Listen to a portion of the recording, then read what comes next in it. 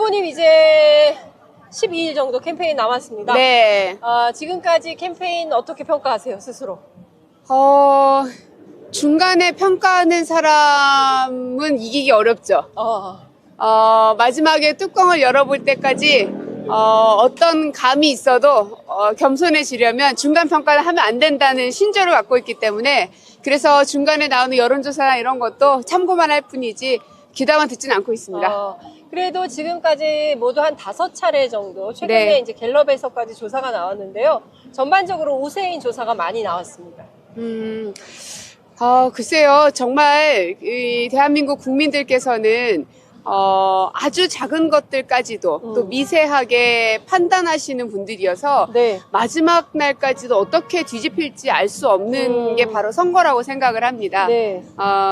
그래서 뭐 지금까지 여론조사가 좋게 나오기는 했지만 네. 거기에 안주하는 순간 진다고 생각해요. 그래서 저는 최종 목표는 여론조사에서 이기는 게 아니라 본선거에서 이기는 거기 때문에 끝까지 아직은 0.5% 부족하다는 마음을 가지고 뛰려고 합니다. 네. 1000표 차이로 당락이 왔다 갔다 할 수 있다. 투표율이 제일 중요하다. 이제 이런 말씀 주셨어요. 네. 이제 고민정 후보께서는 언론인 출신이기 때문에 제가 몇 가지 언론 현안 좀 여쭤보도록 하겠습니다.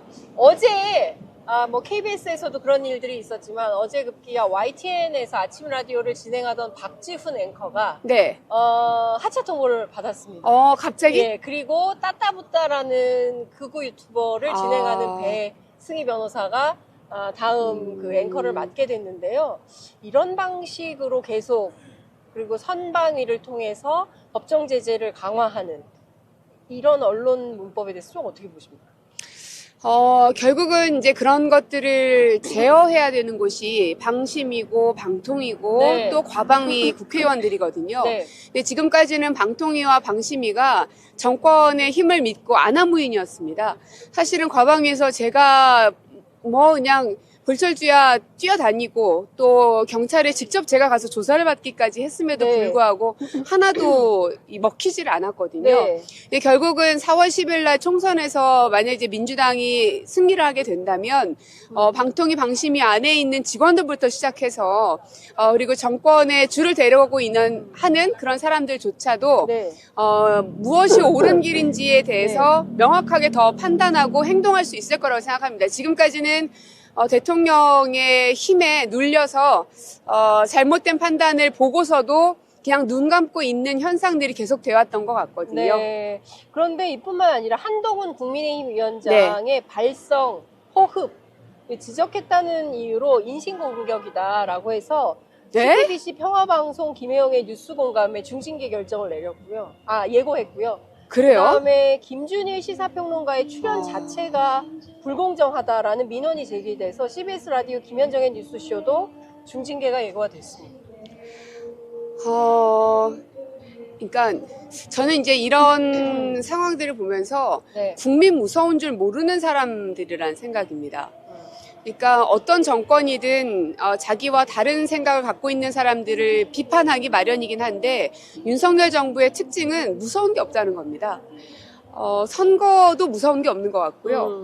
그러니까 마치 본인이 10년, 20년, 50년 독재라도 할 수 있을 것처럼 굴고 있습니다. 네. 결국 김건희 여사도 수사를 받을 수밖에 없거든요.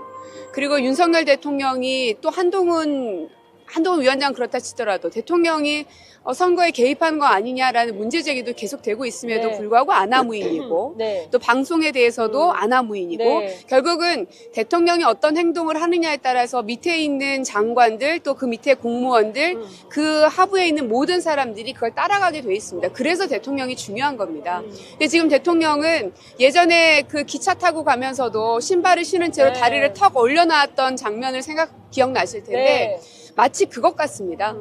국민들이 저 앞에 뻔히 보고 있음에도 불구하고 책상 위에 다리 얹어놓고 본인의 권력을 휘두르고 있는 사람이구나 하는 생각밖에 들지 않고 이제는 그런 감정들이 야당 의원들만 갖고 있는 게 아니라 수많은 국민들까지도 공감하시는 것 같습니다. 그렇기 때문에 정권 심판은 반드시 해야 된다라는 여론들이 모아지고 있는 것이고요.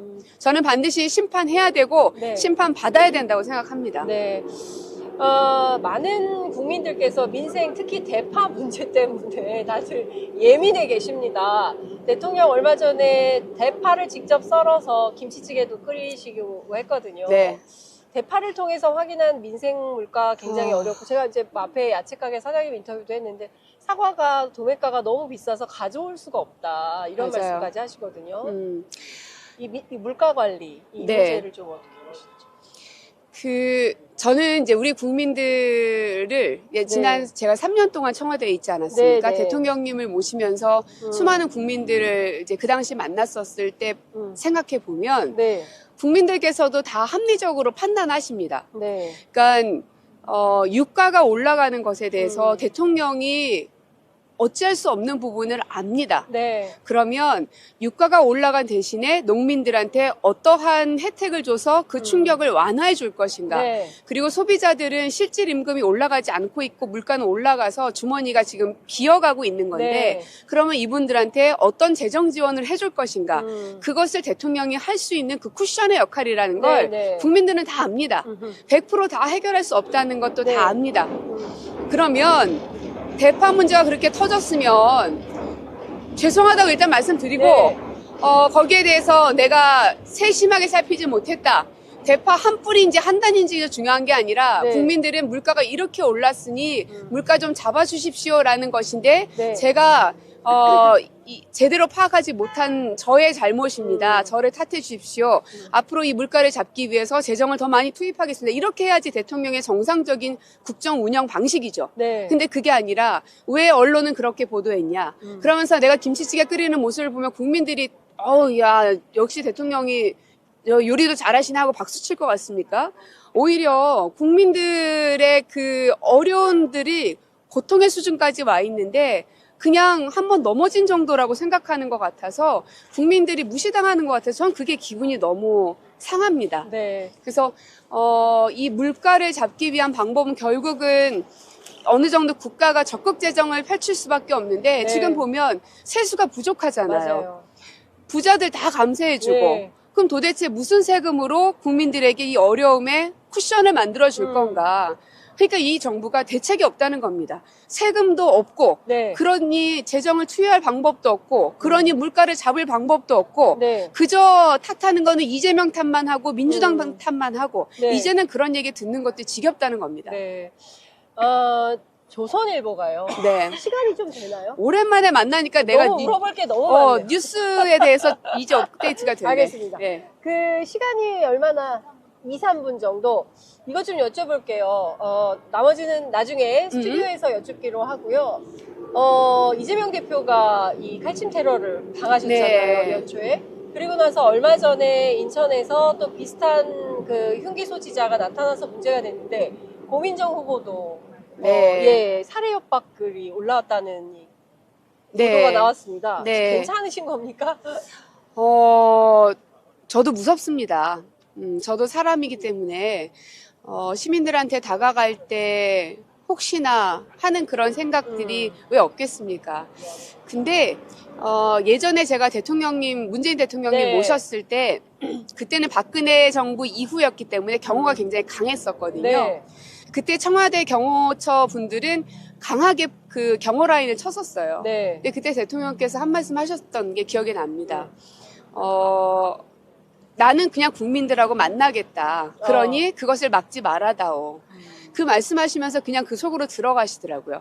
물론 옆에 있는 참모들은 불안하고 걱정되고 그랬지만 저는 이제 그런 대통령 뒷모습 보면서 내가 힘들고 어려워져도 국민들 속에서 같이 이겨내겠다는 어떤 결기를 좀 느꼈다고 해야 될까요? 그 경험이 한번 있다 보니 저도 그런 살해 협박 이런 게 인간적으로 무섭지 않은 건 아니지만 네. 광진 주민들께서 같이 지켜주시겠지. 그리고 그 안에서 어떤 일이 생겨도 같이 쳐다봐 주시겠지.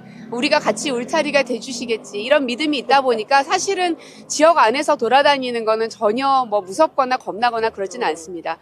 다만 이런 현상들이 걱정되는 이유는 증오와 혐오가 너무나 만연해 가고 있는 이 세상에 대한 걱정이 큽니다. 네. 그래서 정치인들이 서로를 향해서 해서는 안 될 말은 하면 안 되는 겁니다. 저는 그거를 어떻게 법으로 제어할 수는 있나, 아니면 무슨 벌금을 내게 해야 되나, 별의별 생각을 다 혐오 하거든요. 발언을 그러니까 차별금지법, 네. 혐오 발언 금지법, 역사 왜곡 금지법 네, 이런 네. 거를 좀 해야 되지 않을까 싶습니다. 소위 다른 나라는 헤이트 스피치가 있는 거 맞습니다. 아닙니까? 예. 그러니까 우리도 이제는 이 증오와 혐오에 대해서는 어떤 제재를 가해야 되는 상황까지 온 것 아닌가. 네. 근데 그 법을 만들어야 되는 국회의원들이, 정치인들이 그런 혐오 발언을 오히려 조장하는 것 같아서 굉장히 우려스럽고, 네. 정치인들부터 나서서 혐오 발언은 하지 않아야 되겠다는 약속을 좀 하셨으면 좋겠습니다. 자, 끝으로 네. 카메라 보시고 왜 고민정인가? 예, 국민들에게 한 말씀 하십시오. 네, 지난 4년 동안 이곳 광진을의 변화 여러분들 느끼셨습니까? 큰 변화 한꺼번에 다 이루지 못했습니다. 그래서 재선을 통해서 계속 연장선상에 있어야 완성할 수 있다는 당부의 말씀을 드리는 겁니다. 작지만 큰 발걸음을 하려는 노력들을 계속 해왔고요. 이런 광진의 발전과 더불어서 초선 의원임에도 불구하고 제1야당 민주당의 지도부로서 또 활약을 해왔습니다. 할 말은 하는 정치인, 그 어떤 사람 앞에서도 굴하지 않고 제 의지와 결기를 보여드렸던 4년인 것 같습니다. 이런 당당하고 또 야무지고 당찬 정치인 한 번 더 만나보셔야 되지 않겠습니까? 기호 1번 고민정 꼭 한번 선택해 주십시오. 부탁드리겠습니다. 네, 고맙습니다. 말씀 잘 들었습니다. 감사합니다.